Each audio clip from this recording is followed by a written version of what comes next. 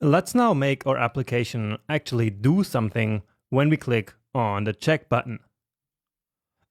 So this is going to be the first time that our code reacts to something that happens in the DOM. And for that, we need to use an event listener. Now, an event is something that happens on the page. For example, a mouse click, or a mouse moving, or a key press, or many other events.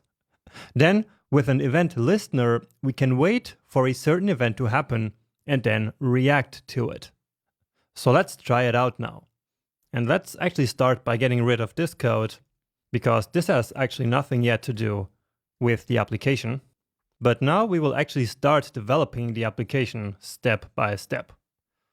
Anyway, in order to listen for events, we first need to select the element where the event should happen. And in this case, we want to listen to the event on this button element here. So this check button, because this is where the click that we're interested in will happen. So when we click on this button, something should happen. So let's select that button element. So query selector.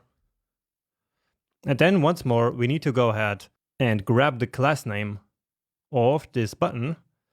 And so here it is. Now here we actually have two class names. We have button and check, but the button class here is the more generic one, which also applies to this other button, this again button here. So the class that we are interested in is just the check class. So again, the dot for the class selector and then check.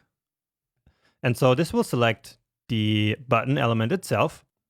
So just as before, this here will then return an element.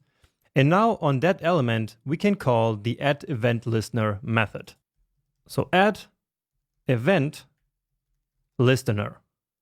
And this is a method, and so we need to call it once more using the parentheses.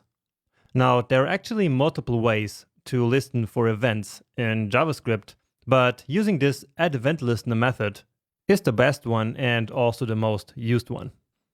Okay, now into this addEventListener method, we first need to pass in the type of the event. And in this case, it's just a simple click. So the name of the event is actually click. And so that is the first argument that we pass here into this function. But now we actually need to tell the event listener what to do. So basically, we need to specify the reaction to the click event. And we do that by defining a function. And that function will contain exactly the code that should be executed whenever this click event happens on this check button. And that function is going to be called the event handler. Now, this method, this addEventListener method here, is a special kind of function. That's because as a second argument, it expects this event handler function that we just talked about. So again, here as a second argument, we now need to pass in a function value as an argument. And that's probably quite confusing, I know, but that's no problem at this point. This will make more sense as we do this over and over again. For now, just remember what you learned in the fundamentals section, which is that a function is also just a value. And if a function is just a value, then we can also pass it into another function as an argument, just like any other value, like a string or a number. So let's create that function here. And just like before, we do that writing function, and then the curly braces for the function body. Okay, and now all we have to do is to specify what should happen. And to start, what we want to happen is to simply log to the console the value that is here in this input field. So console.log document.querySelector, and actually we already have this code up there, but let's just write it again. So remember that this element here has the class guess, and then from this element we take the value. Okay, and that's it. So let's save it, let's test it, and then we will just go over this again. So I will write 9, and now when I click this button, this 9 should appear down here in the console. And it does. Okay, great. Great job. So let's quickly go over this again. So we selected this button here using query selector, and then we used the add event listener method on that element to attach an event handler. And that event handler is this function here. Okay, so this is again just a function expression. So it's similar to when we do just, for example, this, and then just log something to the console. So this is also just a function value, right? And then we can assign that to a variable, and then we call all of this a function expression. You remember that, right? And so here, basically, we did the exact same thing. So we wrote here a function that has a similar format as this. We simply did not assign it to any variable. Instead, we passed it directly here into the add event listener method.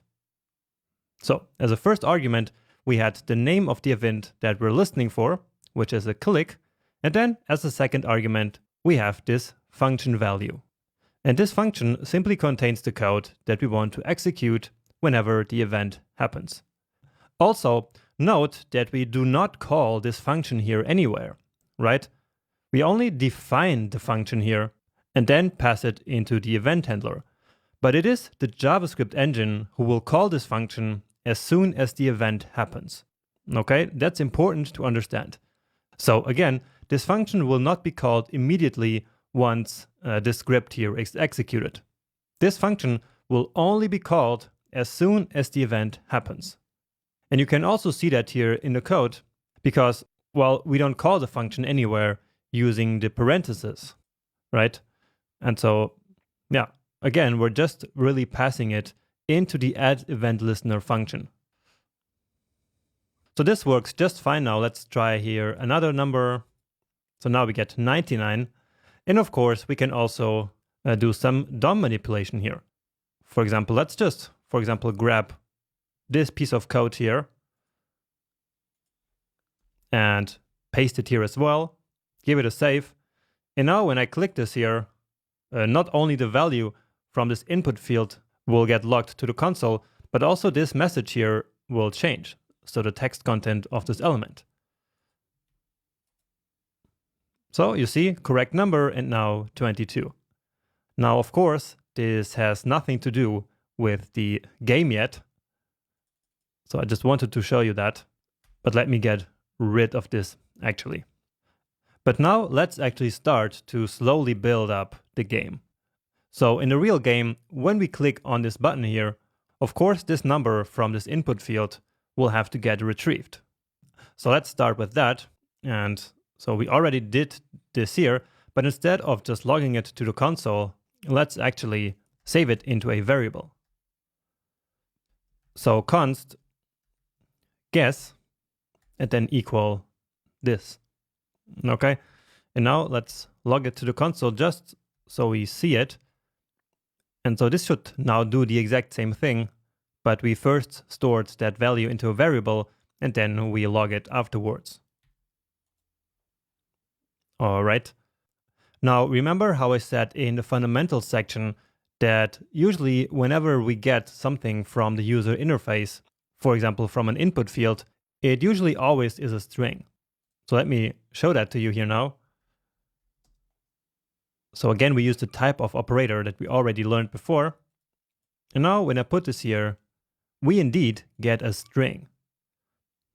However, we will eventually have to compare this number here with a randomly generated number. So that's going to be basically the secret number that we will have to guess.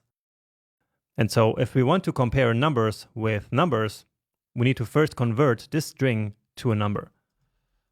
So let's do that here using the number function that we also already used before. And so now let's print both here. So the guess and then the type. And now we get 5. And now it's also here in purple. And we get that it's a number.